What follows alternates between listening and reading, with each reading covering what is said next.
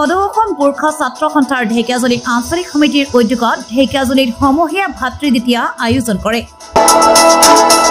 উক্ত ভাতৃদ্বিতীয়াৰ অনুষ্ঠানত উপস্থিত থাকে ঢেকিয়াজুলি সমজিলাৰ আয়ুক্ত দ্যুতি ভাবৰা।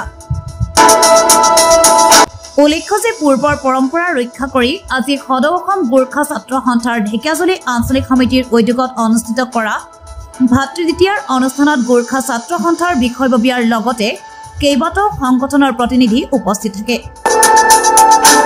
পৰম্পৰা ৰক্ষা কৰি ভগ্নীয়ে ভাতৃৰ কপালত ফুট দি ভাতৃৰ কুশল মংগল কামনা কৰে। ঢেকিয়াজুলিৰ পৰা প্ৰশান্ত বৈশ্যৰ ৰিপৰ্ট, অসম সংবাদ 24 ঘণ্টা। মই সকলোলে আজি আমাৰ গোৰ্খাসকলৰ অন্যতম পবিত্ৰ উৎসৱ, জাতীয় উৎসৱ ভাইটিকাৰ সকলোলে মই পোনপ্ৰথমে মই শুভকামনা জ্ঞাপন কৰিছোঁ।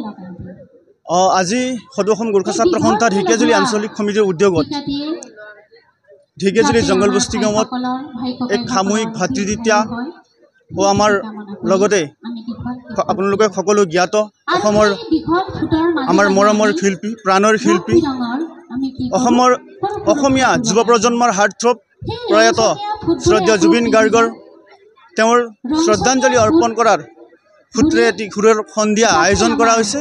তো উক্ত অনুষ্ঠানত পোনপ্ৰথমে ভাইটিকাৰ যিটো আমাৰ বিশেষকৈ গোৰ্খাসকলৰ এটি পবিত্ৰ তথা জাতীয় উৎসৱ, যিটো ভগ্নী আৰু ককায়েকৰ মাজত যিটো এটা পবিত্ৰ সম্বন্ধ, সেই সম্বন্ধক অধিক গভীৰভাৱে এই উৎসৱটিয়ে আৰু আগন্তুক দিনত লৈ যায় আৰু ভাতৃ ভগ্নীৰ যিটো মৰম স্নেহ সেই তাক উজাগৰে অনন্ত কাললৈ যাতে সজীৱ কৰি ৰাখে, তাৰে আমি জ্বলন্ত উদাহৰণ দিবলৈ আমাৰ সম্প্ৰদায়ে প্ৰত্যেক বছৰে এই ভাইটিকা উদযাপন কৰি আহিছোঁ।